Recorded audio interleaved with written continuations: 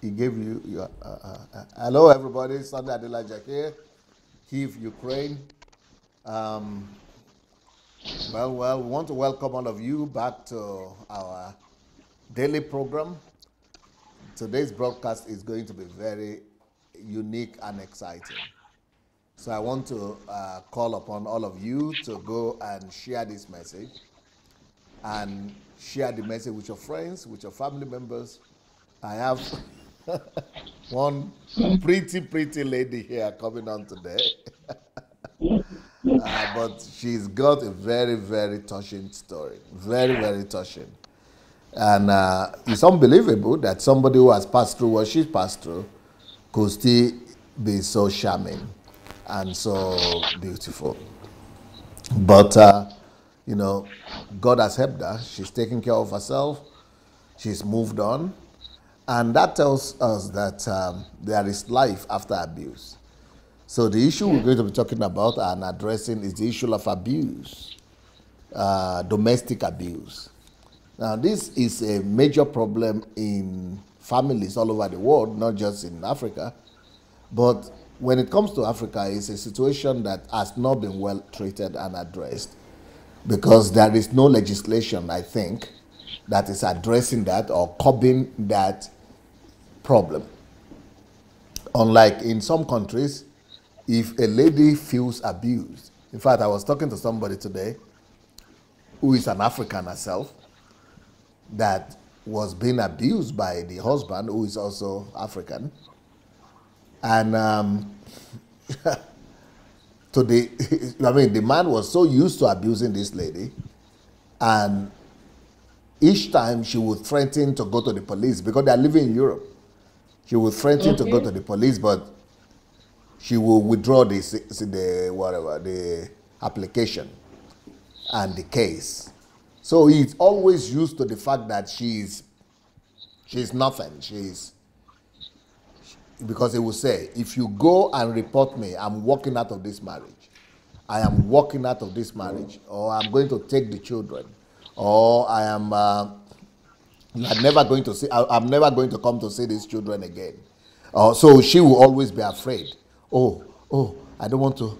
I must fight for my family. I must fight for my family. I don't want this family to break because of me. I must fight for this family. So because of that, this is how this lady endured abuse for over 10 years.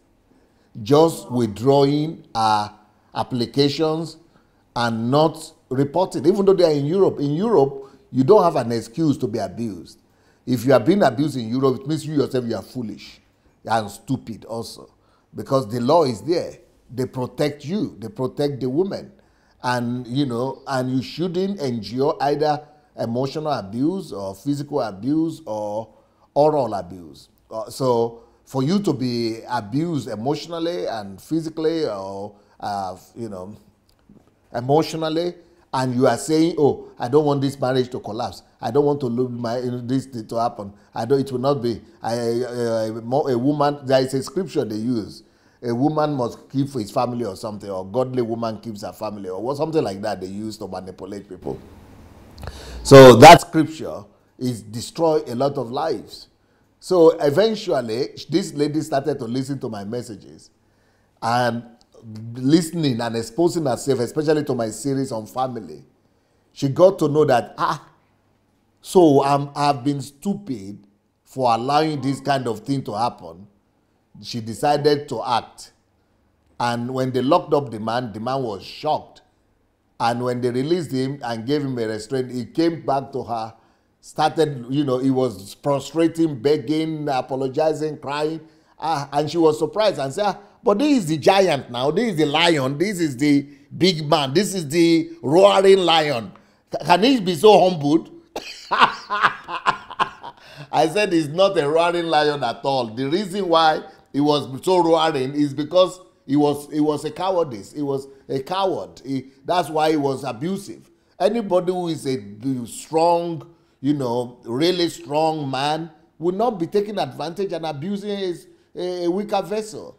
And the fact that he is doing that, it means that he is not strong. And she had always been afraid of him, that he will do this, he will kill me, he will strangle me, they will never find him, he will run to Nigeria and all that. And because of that, she had endured this thing for over 10 years because of fear, you see.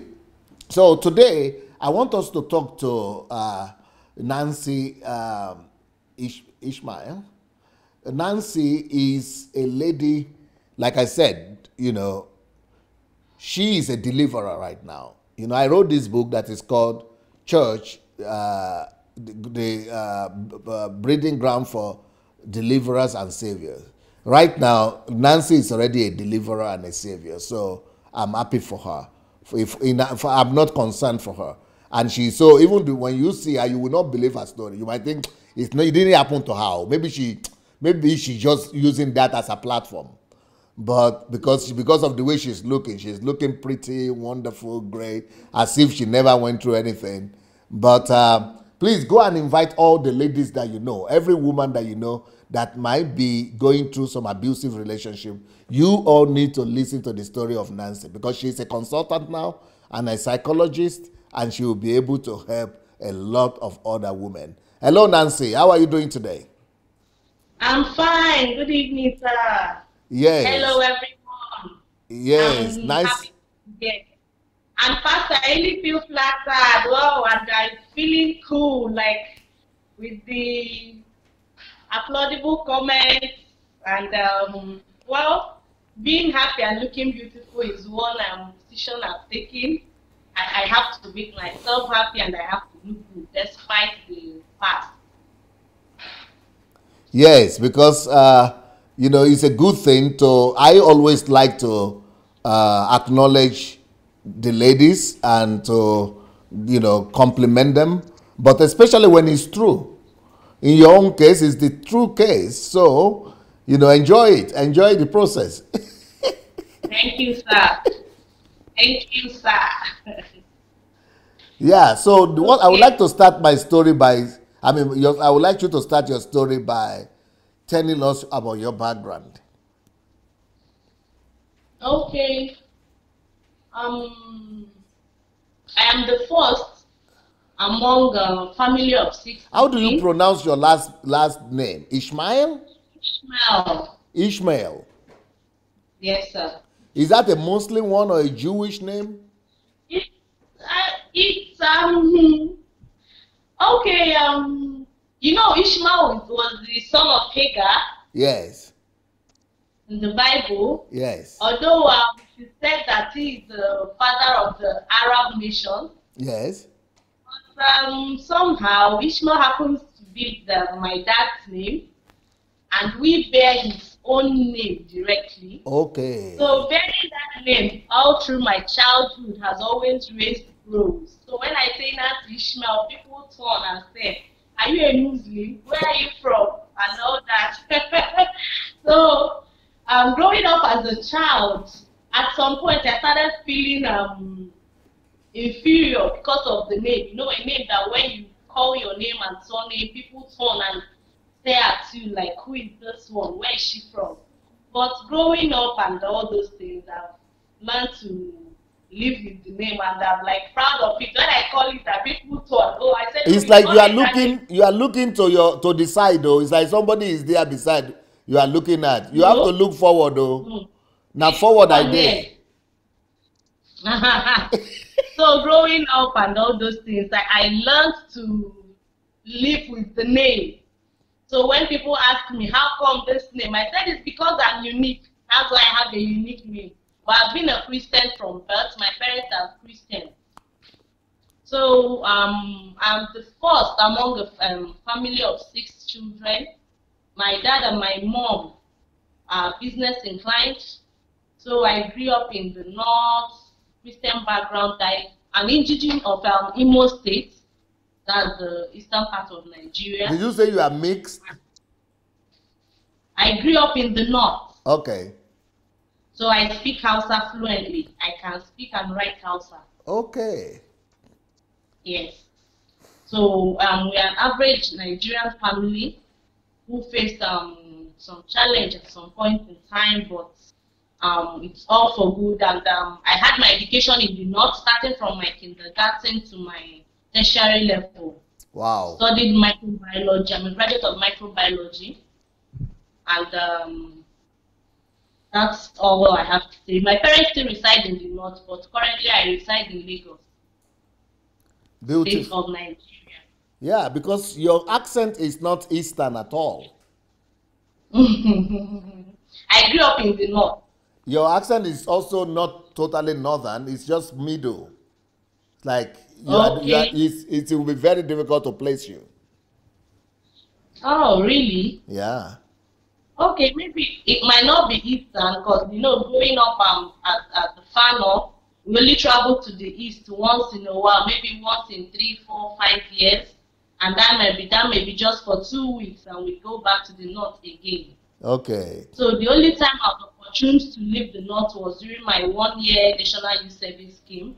I served in Delta State, Nigeria. So that was the very first time I left the north completely, and ever since then, that's how it's been. Now, what age did you, is it, I hope it's not a secret, to tell us, at what age did you marry? At what age? 30. 30. Oh, that was a good age. So you didn't rush into, Yes. you didn't rush into marriage or what? I would say okay. My story is that of I was not under pressure by my parents. My parents had this mindset of you can get married when you're ready. But along the line, I have two younger sisters and they got married before me. So in the beginning, it wasn't much of a problem. I was very cool with that.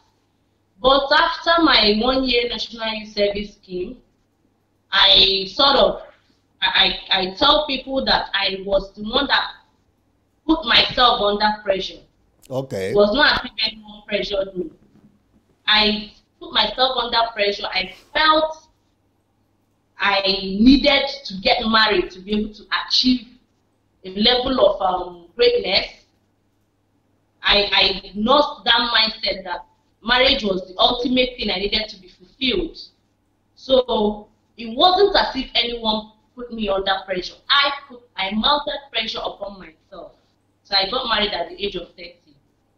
So is it the first man that appeared that you jumped on or you had a good... No.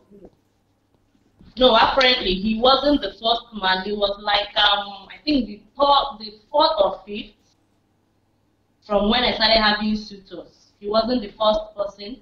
In fact, the first person that asked for my hand in marriage, I was just in my remedial studies then.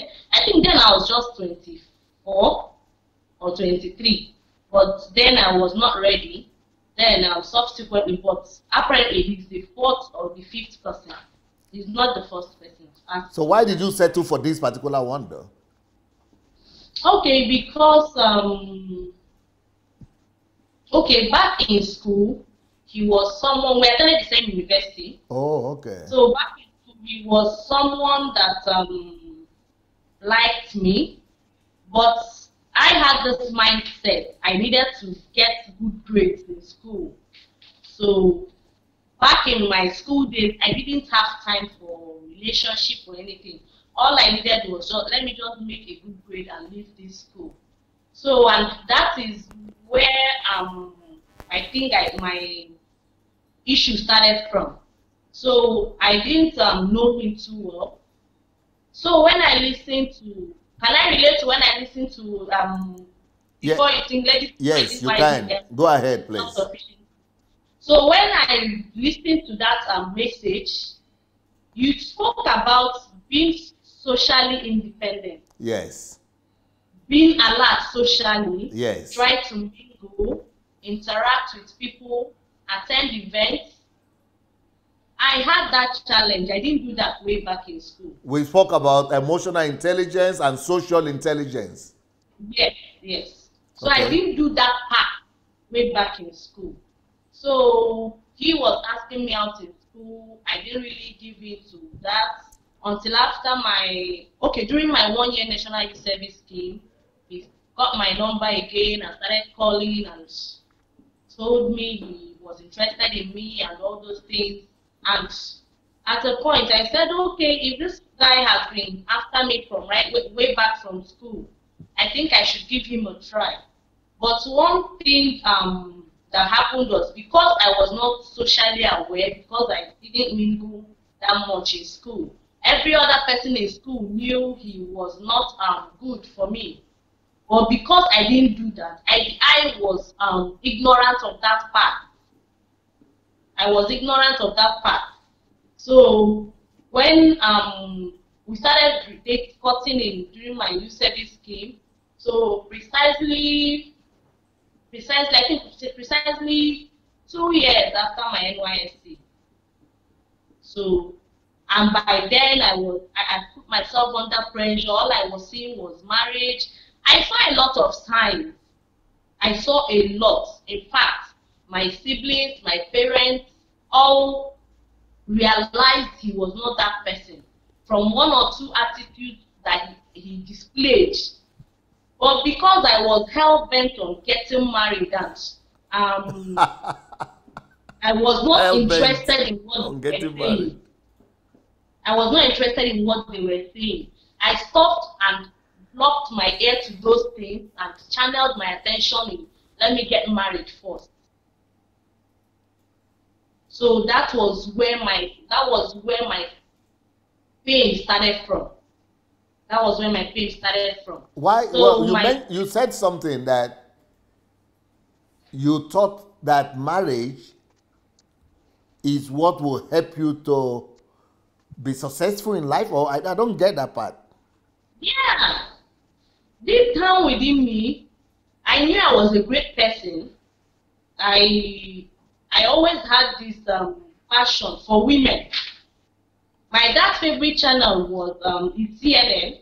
So I remember growing up as a child, whenever I watched CNN with him, and Oprah Winfrey comes up on the screen, I'll say, Daddy, someday I'm going to be like this woman.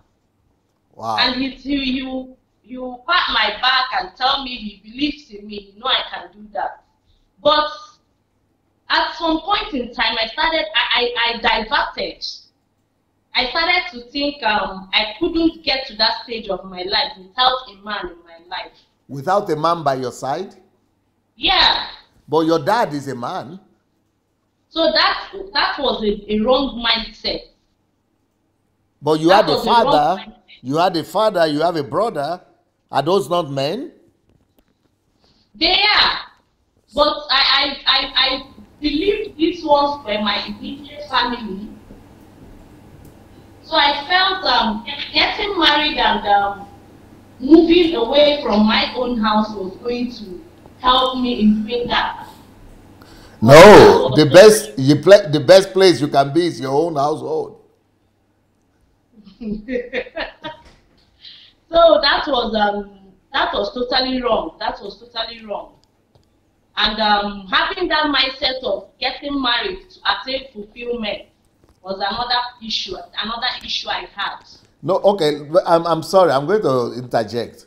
What was your picture, or what is the picture of an average Nigerian girl about marriage or about a husband? What are they looking for in it? Generally, let me say, an average Nigerian girl is seeing marriage as that okay, let me use this term, as that paradise that God has prepared for her to walk into through marriage. Paradise?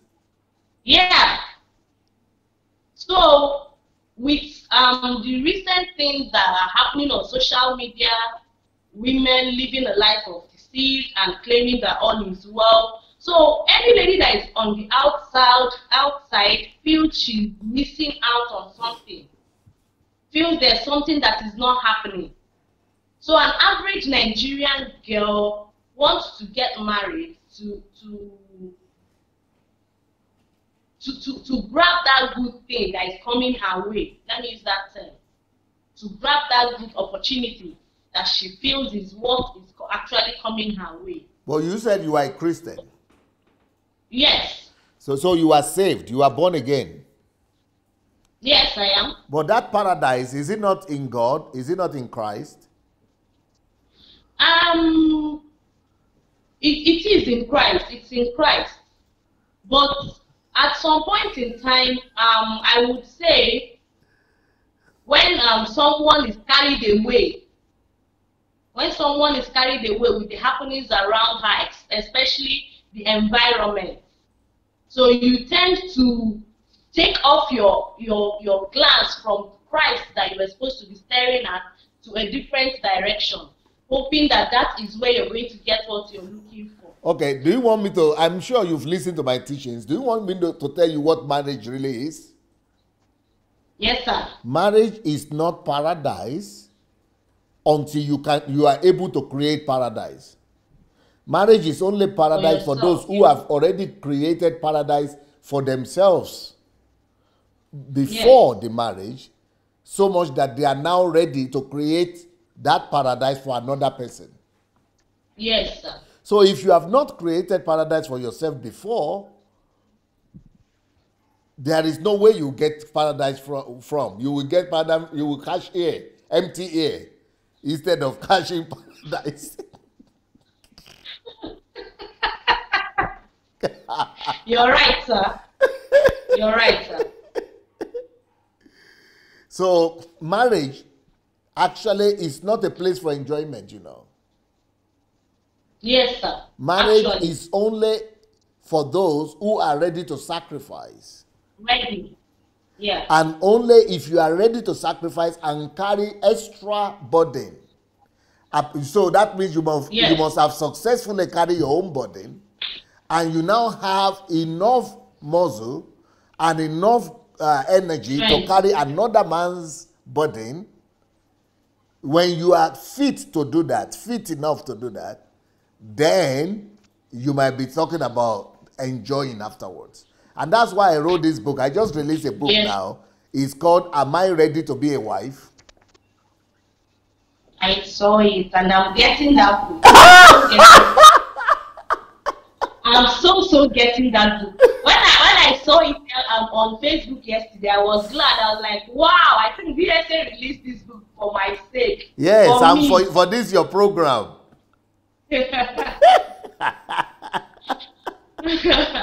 And for you to also be using it to set other women free. Yes. Sure, I'll do that. Yes, so I'm sorry I cut you short. I think we were talking about what the expectation of a Nigerian lady is about marriage. Yes. Yes. So, when a Nigerian lady is getting set to get married, all she sees is a home where she can walk into, just the way we see in movies. You see love being displayed on scenes in movie sets. Yes, because I wanted to find out where did they get that understanding from that marriage is paradise. Because have they ever seen one? It's from what we see on movie things.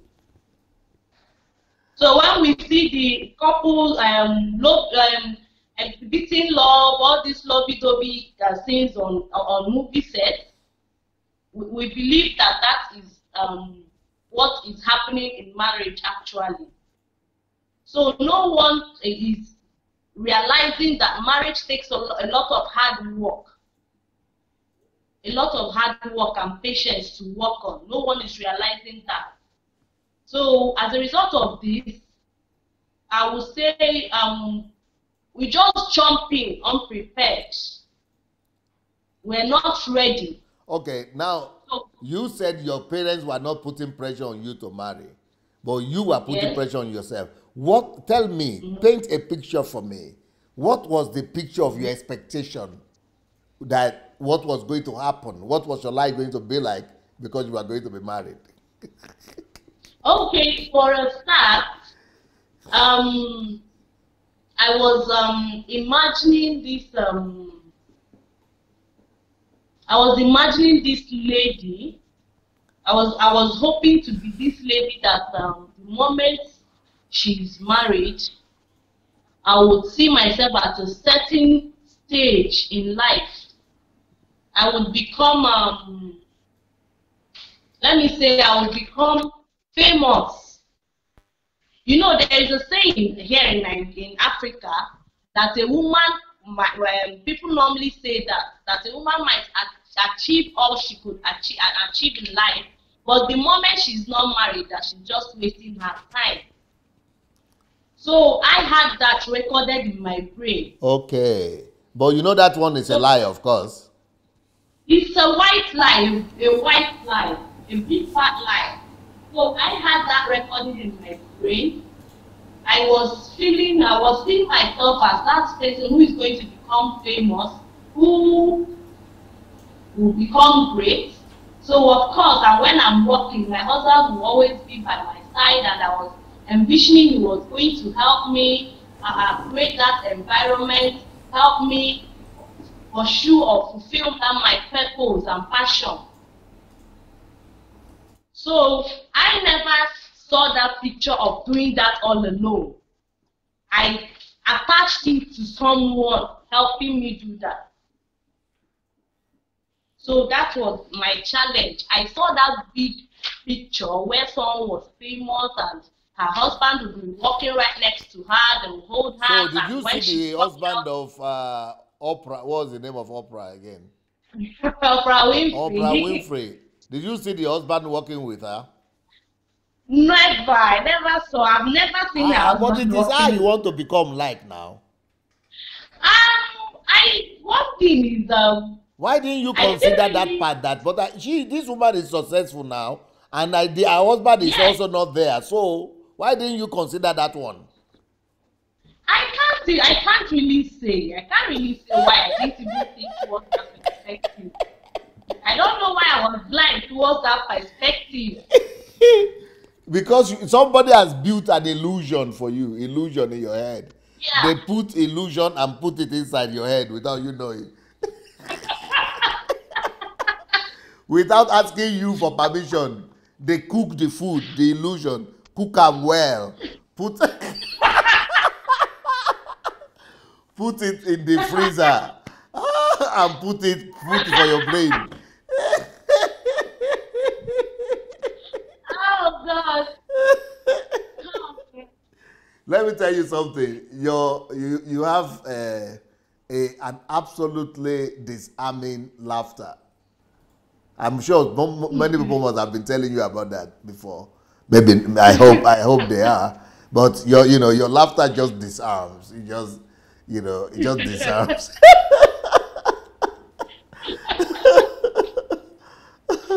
Okay. So that's it. I didn't really. I thought about that aspect of how we freeze the vital features. I took the part I wanted to do and ignored the part I wanted to do. I think that's what happened to me. So, how was your courting? Because in my teaching about my family series, I also spoke there that an abusive relationship doesn't just happen. An abusive man, you could sense it even from the distance, especially when you begin to date the person. During the time of courtship, you could have seen the evidences, or what I call the red light, that could have told you that this is not a fairy tale that I'm looking up to. I saw them. Okay. I saw them, my siblings saw them, my parents saw it. And like I keep telling everyone, I said because I was busy myself for marriage. And there's this mindset that's so funny. Ladies still not till today or not sure. I always believe that men will change the moment you get married to them. That what? So I saw each and every one of those times. But I chose to ignore. Although I asked him about some at the point, but he would give me an excuse that because we're not yet married, that the moment we get married, that things are going to be different. It's going to change. And I chose to buy that words or those words he said, and I plant them somewhere behind my brain, and I was moving with them. So if it was time, the red flags, I saw them. Like the form of abuse I had in emotional survival.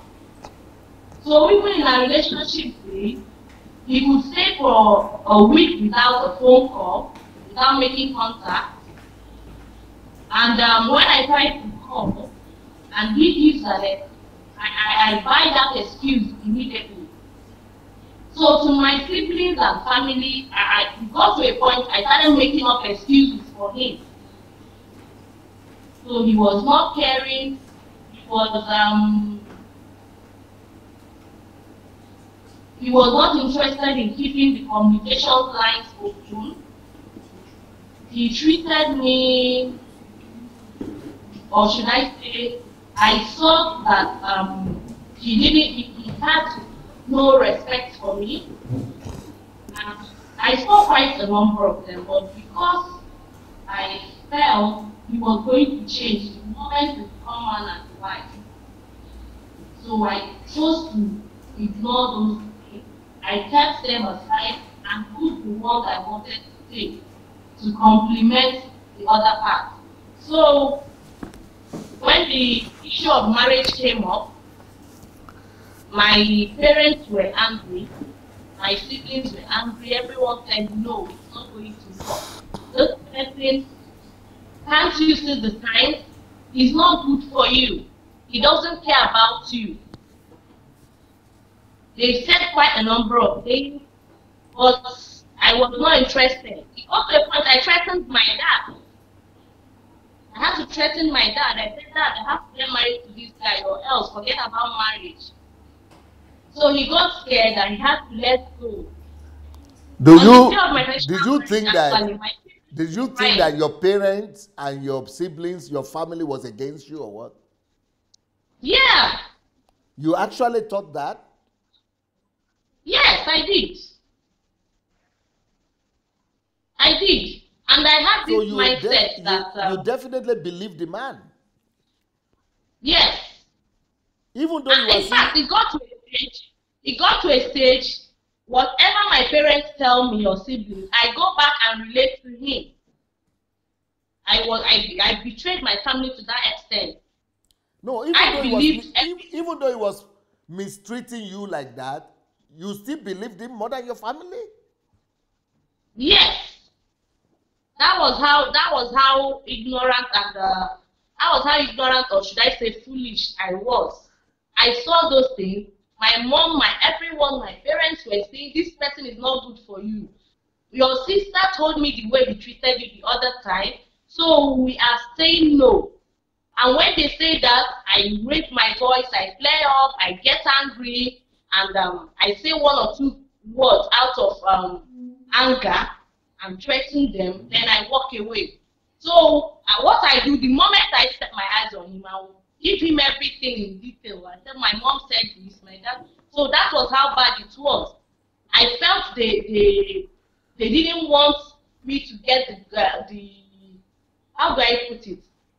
Okay, I felt this was something good that was about happening to me, and somehow they were not seeing it, and they wanted to prevent me from getting it.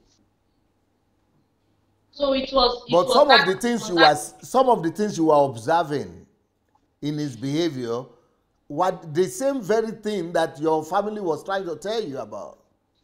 Yes, sir. Yes, sir. And still, you will not listen. In fact, I never reasoned about it.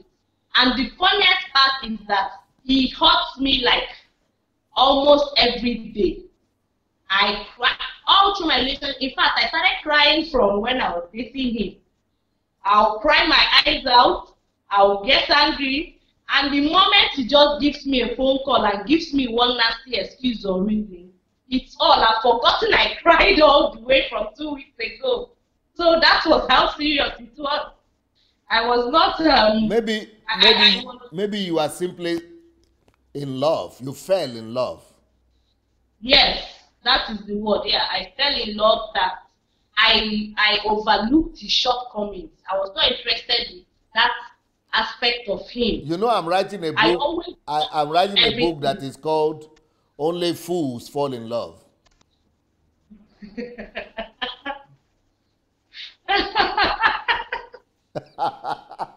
What is mine? Can you see a laughter? Can you people pick a laughter? What I'm saying about a laughter? I cannot even believe it that anybody could offend this girl, because the way she laughs, she just Oh, deserves God. you. I cannot even believe it that anybody could So, ever offend her. that's the word. That's the word. I was in love, and naturally, I am this strict person that doesn't take. I don't take nonsense. But meeting this guy made me made me become so soft. So I see everything he does. In fact, he offends me. Do you know I am the one that goes on my knees to I go on my knees to apologize to him. He offended me, I apologize. Wow. It got to that extent. You go on your knees. Yes. Hmm. I cry when he offends me. I ask for forgiveness. I look for ways to make him at least give me a smile or be happy with me again. When it's so obvious that he is not in for this, but I look for a way to go around it.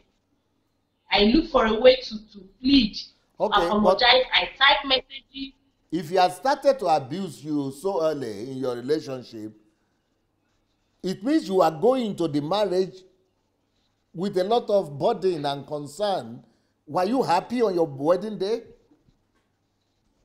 Um, I was okay initially. I was, but along the line on that specific day, I think on my traditional marriage, I think I just lost that anxiety all of a sudden because that was the exact day my family and everyone were against. They were angry with me. They were angry at my decision. It was so obvious that they were not happy with the line I was towing, and it was obvious that I chose him over them. So So you my mom, humiliated your family. everyone made it known to me that they were disappointed at me. Being the first daughter, my dad had so much. My dad had so much confidence in me. I am his exact look-alike. So my dad had he always believed in my judgment. He always believed in what I say. But at this particular issue, we had we had a big disagreement. So on the day of my traditional marriage, it was just an issue of well, that is what she wants. If that's the way she wants it, there is no problem. Our hands are tied. So my parents were gloomy. They were not, that excitement that comes with your child being married, your sister. It didn't happen in my home. So on that day, I knew I have hurt my family so bad. I knew I've disappointed my family.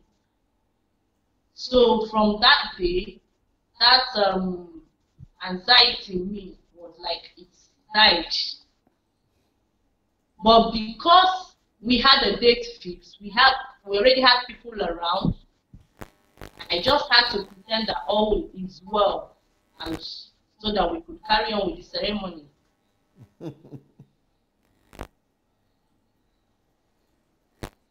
Okay. At what point did you discover that you are in trouble? Oh my God. At what point? From the day I got married. From the very day. Yes. You didn't have honeymoon. We lived in a family house. I said, you didn't have any honeymoon. There was nothing like that. There was nothing like that. It started from the very first day I got married. We lived in a family house.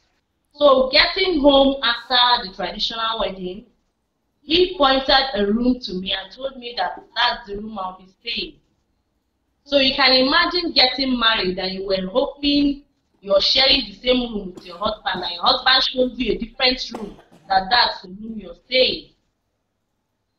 So my pain started from what that. What about he himself? He has a different room. So that was the day I knew my pain has started. And he actually showed me the room and went out to drop his cousins off and didn't come back home till like 11 p.m. And when I asked, I said, we just got married. Why are you coming home by this time? Oh my God. The countenance and the way he spoke to me, I was so scared with the rage I saw in his eyes, and I knew I was in for doom from that very first day. So along the line, on the third day, my parents stay in the north like I told you, so they were ready to go back to the north. So I said, okay, my parents are going back, please can you take me to the village, let me see them at least before they leave tomorrow. So we went there, and coming back, in fact, we sat like two strangers in the car. He was driving, I sat next to him. No, we didn't speak to each other. He was busy driving and making his phone calls. I was busy playing with my phone. There was no line of conversation. And all of a sudden, we got to the house, I think, close to 9 p.m. And I was seated in the car, and he said, you have to drop here, get down. I said, why? He said, I have somewhere important to go to. I said, but we've been driving all the way from the village, like an hour. You never mentioned you were going anywhere. So why are you going to by 9 p.m.? He said, what is your business? Are you stupid? Oh my word. I said, what? So when I insisted, I said, I'm joining you to that place you're going to, because you never told me you're going anywhere. He actually turned off the car ignition and went into the house. So when I saw he was angry, I got down from the car and went into the house equally. And funny enough, he came out and left almost immediately. So not quite long, he came back. Coming back, he proceeded to his room and locked up the door. I knocked on the door, I cried, I pleaded, I said, please, I am sorry. Okay, please open the door, let me apologize. He didn't even mince a word. I knocked on that door for close to an hour, 30 minutes. He made no attempt to open that door. So I went to bed that night, heartbroken. I cried almost all through the night. I couldn't sleep. I was in pain. That was where I started regretting my decision. And I said, is this how this thing is going to be? This is just day 3. And I started crying right from my day 1. So, and that was it. Why didn't you think about going back with your parents to the north immediately? They were, no, I didn't even tell them that part. In fact, I did almost everything I went through in my marriage till I think 5 or 6 months. It got to the point, in fact, the major challenge I had was I was pregnant when I had my traditional wedding. I was like 3 months gone. So because of that, I believed I could stay back. And when I discovered that my parents were not happy with me, being the first, being 30, my siblings got married younger before me, and none was pregnant before getting married. So being someone that they believed my siblings were going to look up to me, and I turned out 30, matured and all grown, and I'm pregnant and I'm getting married at the same time. So I couldn't voice out because everyone warned me against that. So I couldn't even open up to any. I couldn't open up to any So member of since my you were family. pregnant, you thought you couldn't go away anymore. Yes, yes. I thought that was it. I just have to remain there, no matter what comes up. So that was where my pain started from, right from the first day, At what all through point the did marriage. you at what point did you realize that no, I've got to go away? Oh my God. That was after I had my son. I had my son, and in fact, from when I was pregnant, it was always one insult or the other. You never realized to tell me how ugly I've become being pregnant and how fat, how I snore while I sleep, how I eat a lot. So I started feeling inferior from that point. So he All through till was I had, he was accusing you for putting on weight after giving birth, yes. but that's natural. So, so after I had my son, I believed if I had my son, things were going to change a bit. But rather, it got worse. It got worse. He avoided me. We slept in separate rooms. Even when we slept together, there was no form of intimacy for a year. We were just like two strangers living together and losing a child, trying bringing up a child. He goes out late, early, and comes home 3 a.m., 2 a.m. Then when he comes home, he gives me that look of the day that made it so obvious that I was irritating him. I tried my best, but the more I tried, the more it was getting worse. So when I come close to him, he shuns me and sends me away. So when he comes back, I try to be friendly. Are you going to eat? Can I microwave your food? Can I do this? I try to serve him. He eats, and when I take away the plate, when I try to bring up a conversation, he's not interested. He sits and plays with his phone for 3-4 hours without missing a word to me. So it was obvious that he was tired of me. It was obvious. I tried all I could. I pleaded, I cried, I wept. At some point, I once in a while, I try to visit my sister who stays in a nearby city, at least to forget whatever I'm passing through. So the point where I started drawing conclusions on living was when it's his birthday, he'd rather get a cake and celebrate his birthday outside and come home with a piece of cake for me. Then he started avoiding me, never takes me in his car. We like struggle. All he does is give me transportation fare and tell me I should find my way to wherever I'm going to. So it was like he was ashamed of me. He blocked me on Facebook, blocked me on WhatsApp, told his friends, because when we had a traditional marriage, he insisted he wanted a low-key song. I never knew it was his plan of what he wanted to do. So he never, when I had my son, we had a dedication and I uploaded on social media and tagged him. He came back and was very furious about it. So he blocked me on social media. When his friends meet me and see me with a child, they wonder, how come? When did you have the son? Who is your husband? And when I call his name, they're like, oh my word, you know we stay with this guy 24 hours. He has never mentioned that he has a wife, not to talk of a son. So you can imagine that shock. Wow. So at this point, there was no need deceiving myself. There was no need deceiving. So the first time I made a move to leave, my son was barely 3 months. But my dad came over, his uncles, they had a meeting and they pleaded with me. They invited him for that meeting. He didn't show up. He said he wasn't informed on time. So he said he was not interested. My dad left. So I was just nursing, and okay, at that point he tried as if he pretended to have changed. Then after a month or thereabout, we went back to our normal way. So when my son clocked 1, I told myself enough is enough.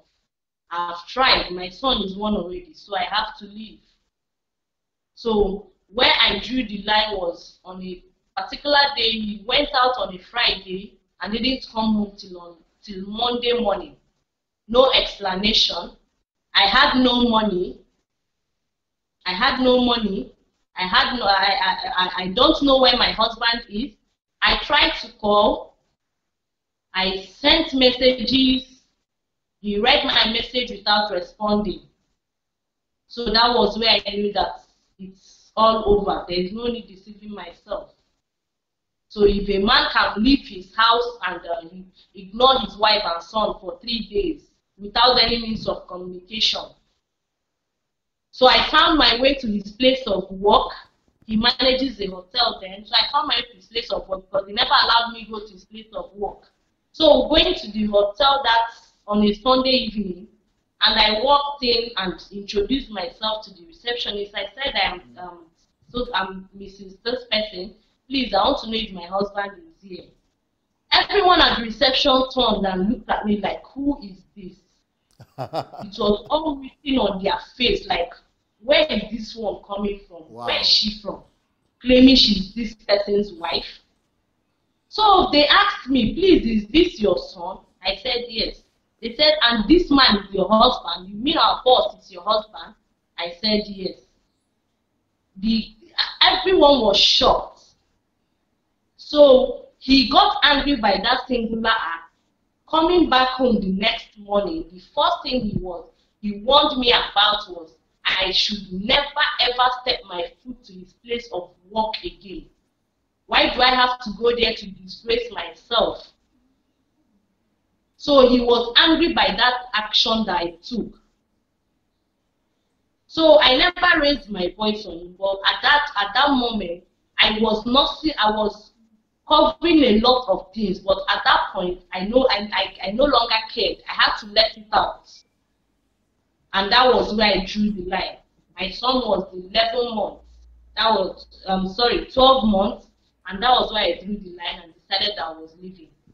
Because there was no need pretending outwardly that I was married. Meanwhile, I'm dying inwardly.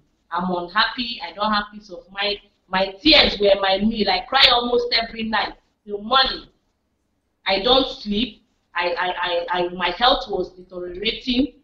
My peace of mind was affected. My self-esteem, I have quickly developed a inferiority complex because of all the things he tell me, making mockery of my body parts and all those things. So I had to draw the line.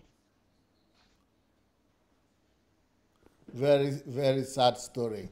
At what point did you hear about DSA and my messages? Oh my word. The first time I heard about your messages was in November 2015. But at that point, I was already having a rough phase in marriage. So I was not interested in that.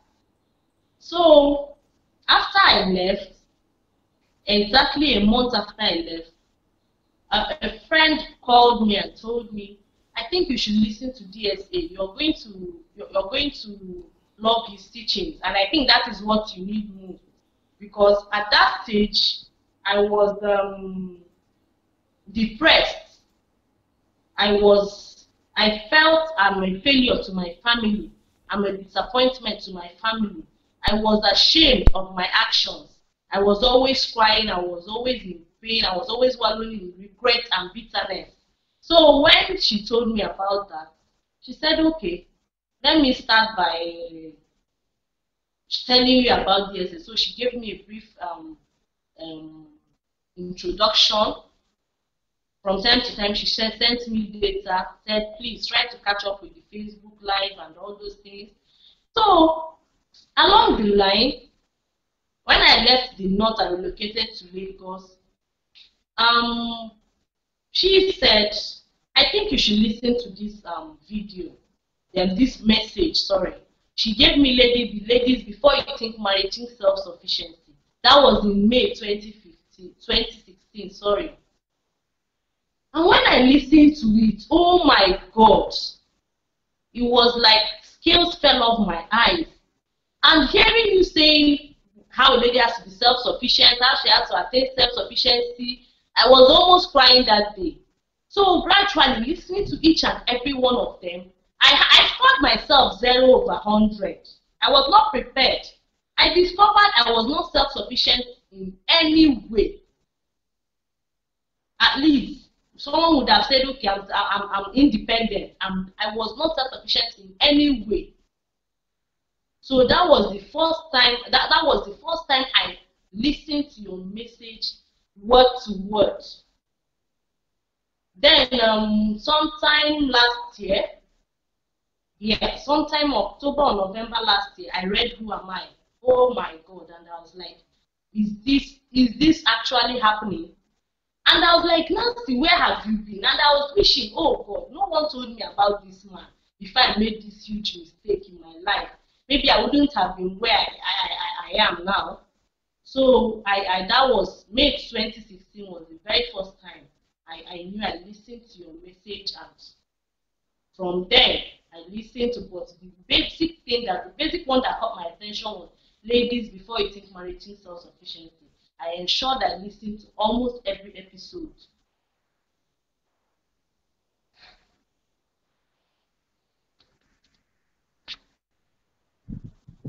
I can't hear you.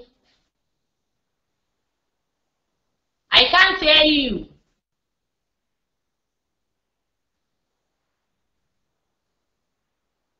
No.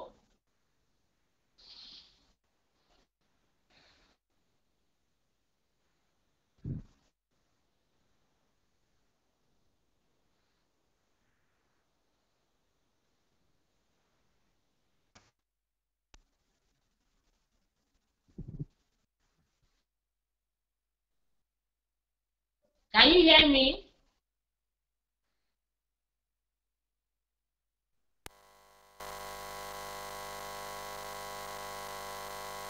Not yet.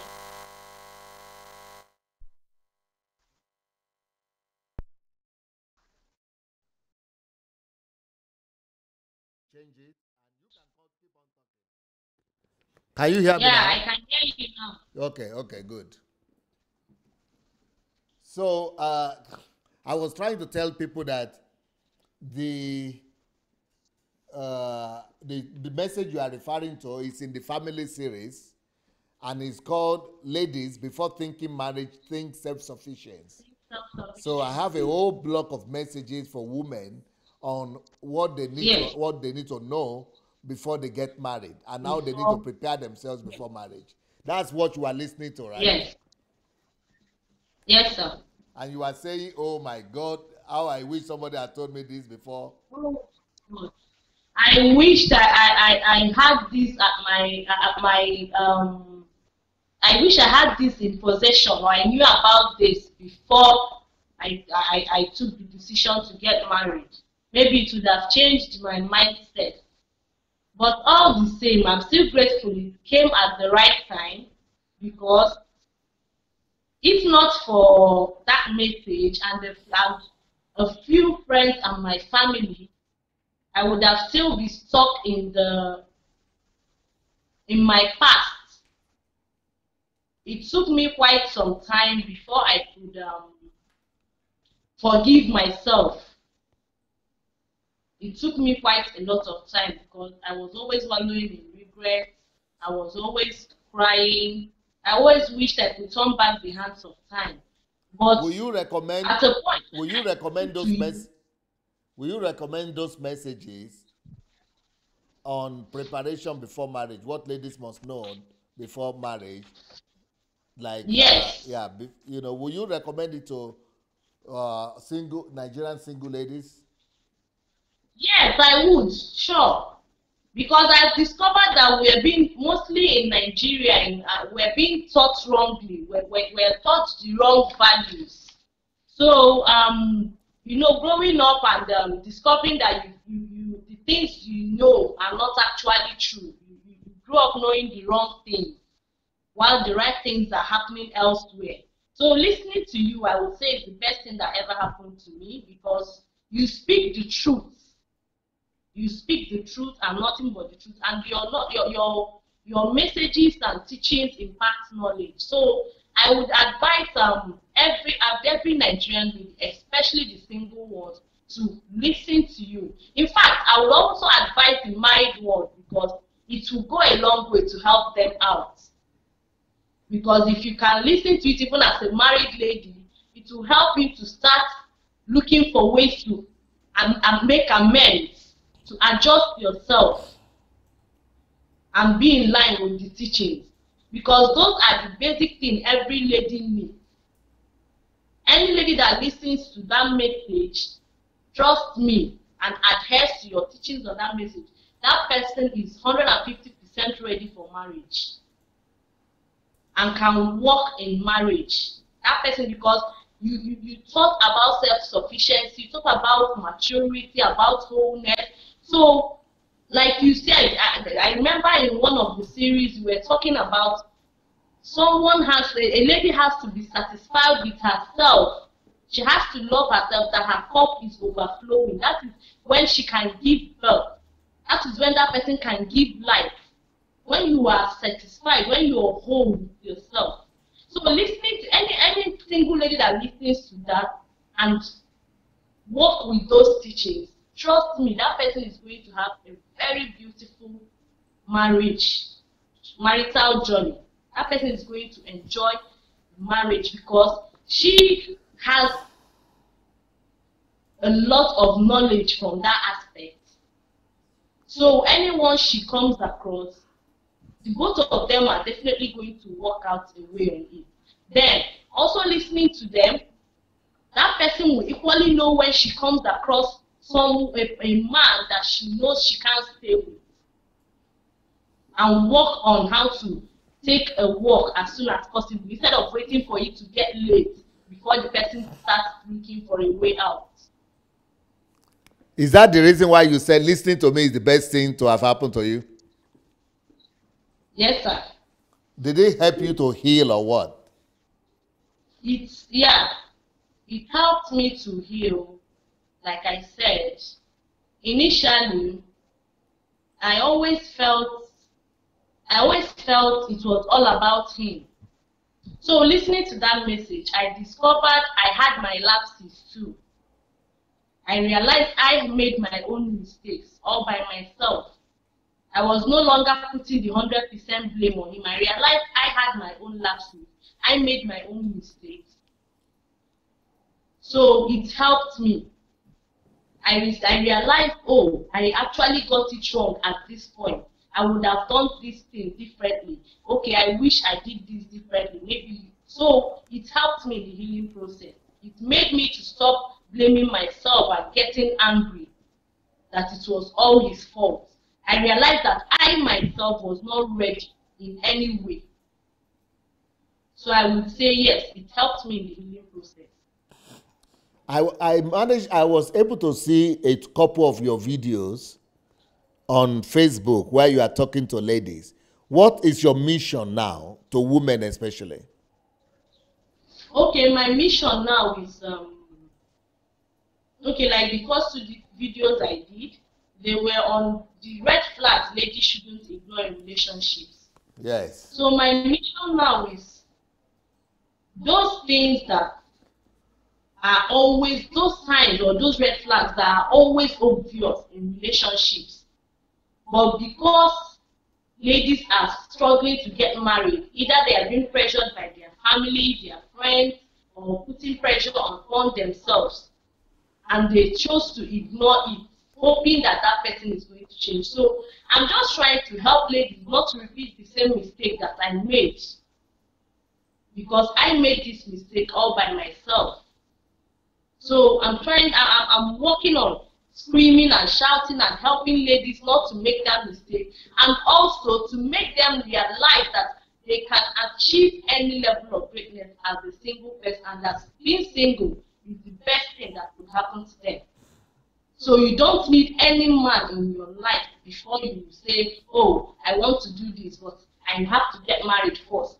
So putting their lives on hold, sitting back just to wait for a man to come into the picture before they move ahead is the wrong decision. Is the wrong decision, and they should stop towing that part, because that is the mentality of the average Nigerian lady. Everyone sits back waiting for that man to come before they can move ahead again in life. So that is wrong. That is totally wrong. What have you been So those are, yeah, what are the that you've done one, that is one video. What are the other ones you've done or you are planning to do? okay, the other ones I've done is why do I want to get married? Hope is not for the wrong reason. So those ones were 3 episodes. I spoke about asking ladies why they want to get married.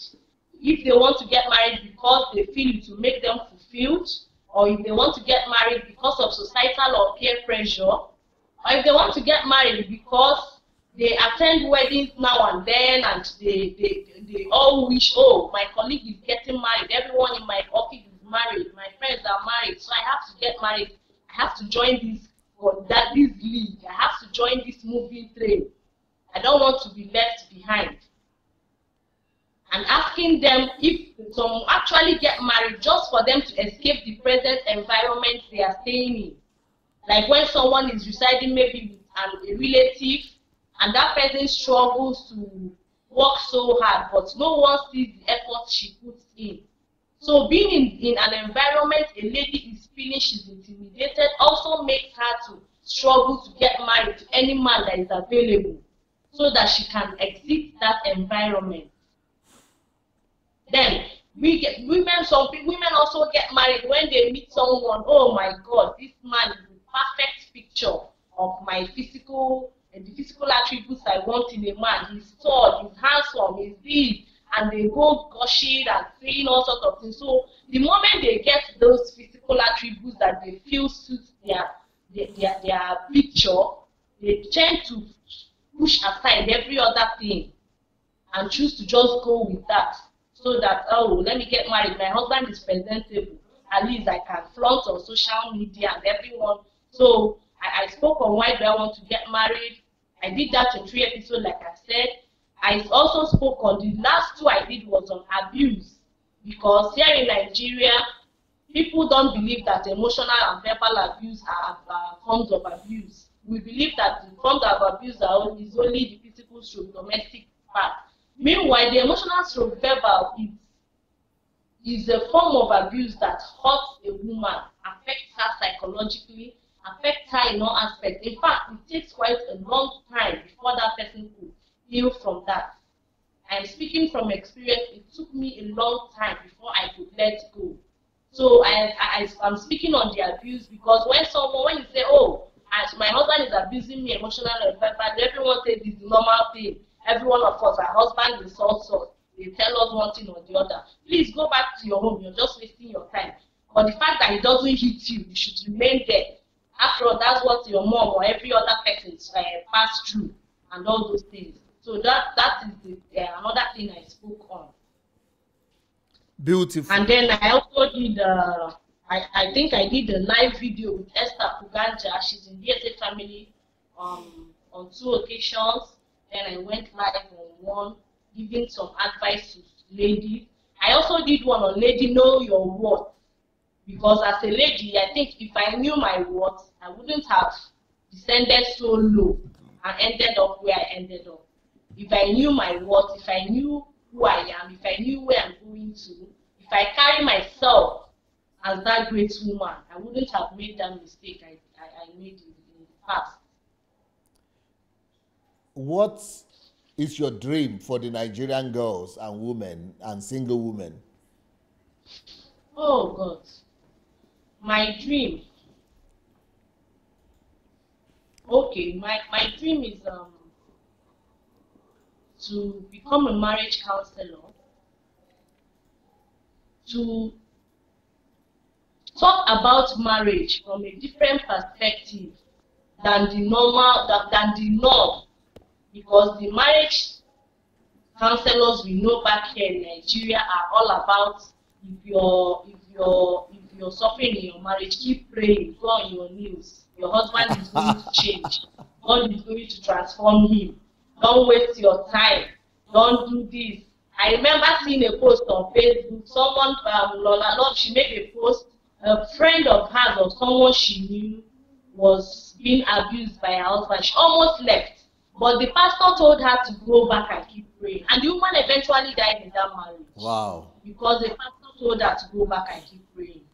So I want to be a marriage counselor different from others. Telling people the truth. If you're undergoing domestic violence, there is no need for pretense. Yes. Don't keep praying. It will be too late before that person will realize. In fact, it is people that will start calling that person, referring to that person as a fool for staying there to die. Yes. So I want to be a marriage counselor different from the normal marriage counselors we have here, who all use church and other things to tell people to keep praying and keep fasting, that the man is going to change and become an angel overnight. Then I also have the passion to bring together survivors of abusive marriages. Beautiful. They face a lot of stigmatization in Nigeria here. I was lucky enough, my family and siblings, everyone was happy when I took a decision to leave because they didn't like where I was heading to in the first place. So they welcomed me back. But 95% of women that live abusive marriages, they don't have such privileges. So some of them actually leave and find back and go back again just because they have no one to run to. So I want to create a platform, and in future I want to have like a rehabilitation center where any woman that leaves such an abusive home can walk into and will help her in the healing process. So that is the dream I have, and to help single ladies to appreciate their singleness by living a life of purpose, by fulfilling their purpose here on earth, because the number one thing God created us for is our purpose. I keep telling them, if you are killing yourself over a man and marriage, on the last day, when we get to heaven, God doesn't call family by family. He won't say Joshua's family, okay, come to this queue. We're all on our own. We're giving account for our journey here on earth. On that day, no one will even know where his son or daughter or wife or husband is. We all came to this earth alone. So we have to ensure we work on fulfilling that our God-given purpose, making our impact from our own corner, no matter how little. So those are my future plans. A lot of ladies having the right mindset before marriage. A lot of ladies are still experiencing pain out of broken relationship and abuse. How can they heal? What are the recommendations you'd like to give them? How did you get your own healing? And how can they heal? The first, like I said, that's where my passion for having a rehabilitation center comes in. The environment is the very first step to a quick healing. If you're in an environment that helps you, like mine, I was at a point I was always crying, I was always broken, but my parents and everyone made me realize that I took the best decision and the future is much more brighter. So the environment is the first step to healing. A woman that is in an environment where she's being constantly insulted or made mockery of will not heal fast at all, because everyone keeps on throwing her mistakes to her face. So the environment is the first step. The second step is forgiveness. Forgiving yourself. Letting go of the bitterness. Letting go of the pain. Telling yourself that you have blamed yourself enough. Letting go of the regret, the anger that comes with everything. The third is forgiving the person that hurts you.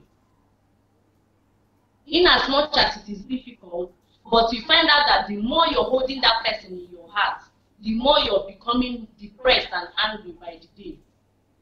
It's not easy, but gradually that person has to try to let go. forgive that person so that you can free yourself. Then the last point I have to say is looking for that thing that you find you have passion for and pursuing it. Being happy. Try to be happy. Try to be happy no matter what it takes.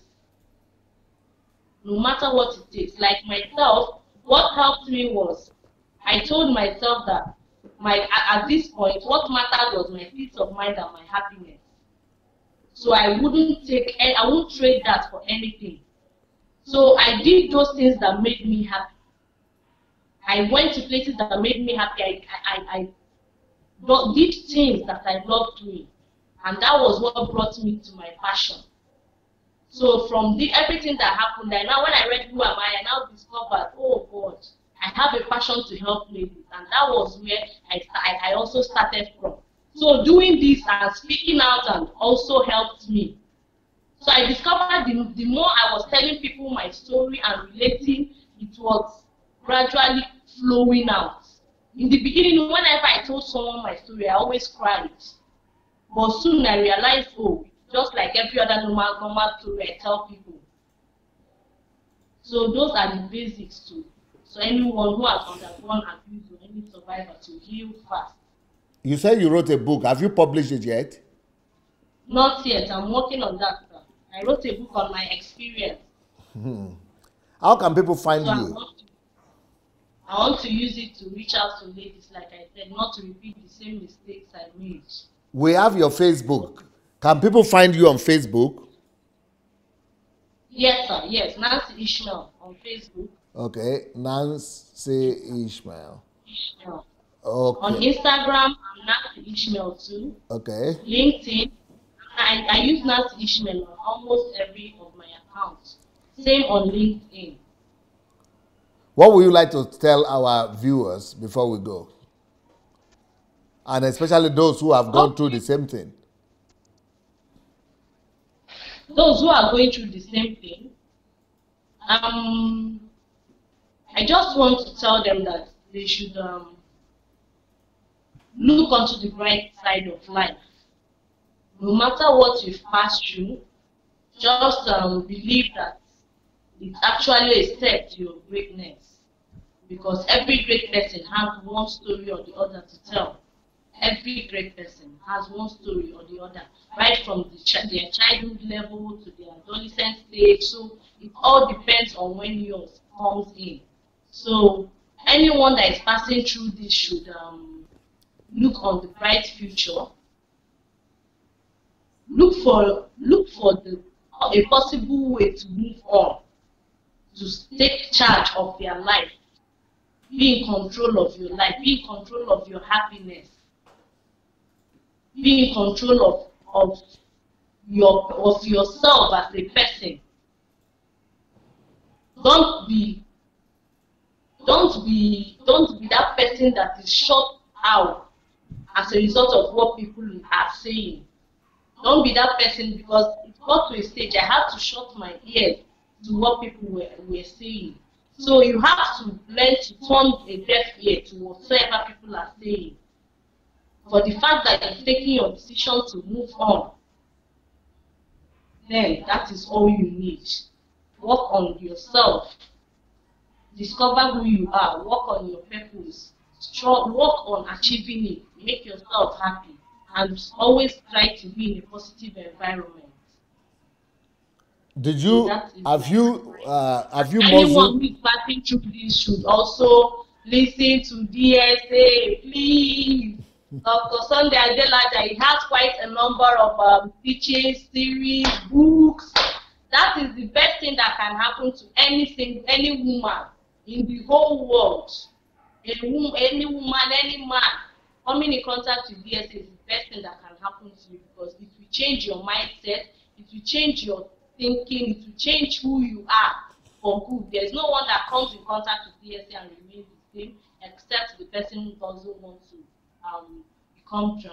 to be a transformed person. Have you been able to muzzle the strength to forgive your former husband? Yes, sure. Sure, I have forgiven, but when I'm having the challenge is forgetting. Yeah, I don't think you can forget. It is God that Yes, forgives and forget, but we are still yes, human. I'm actually forgiving, but you know, from time to time, when things happen, or at some point, I might just sit back and be doing one thing, and I'll like have a flashback, and it's like I just remember one scenario, one event, or one thing that happened at the time. So that is it. I'm forgiving, but it's the forgetting part. Although he thinks I'm not forgiving, because when we still talk and I try to say one or two things, he said he's not forgiving. I said I'm forgiving. It's the forgetting part. It is stuck to my brain, and it's going to take a long time.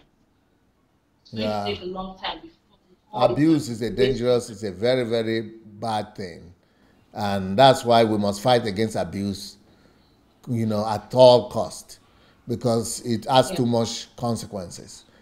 Yes. Beautiful Nancy Ishmael. Thank you, sir. No sign, no sign, no sign of any abuse. Okay, thank you. Yeah, you have put the past behind you. The past is gone, and we are looking to the Yes, future where you are going to set free millions of women. yes. Actually, anytime I do my videos, I always get happy when someone writes me and they like tell me they can relate with whatever I've said, and I get quite a lot of comments, and people write me to tell me how happy they are. At some point, the day I did one specific video, someone actually called me and thanked me. She said, "Thank you very much. It's as if you said what you said because of me. I'm actually passing through this, but hearing from you, I am grateful. I think it's God that sent you to speak to me." And I felt so happy, because she told me she was passing through a lot, and from all I said, she started to reason from what I said, and she said, "Okay, thank you. I think I'll take this step. I wouldn't do, I will no longer consider this thing as a result of what you said."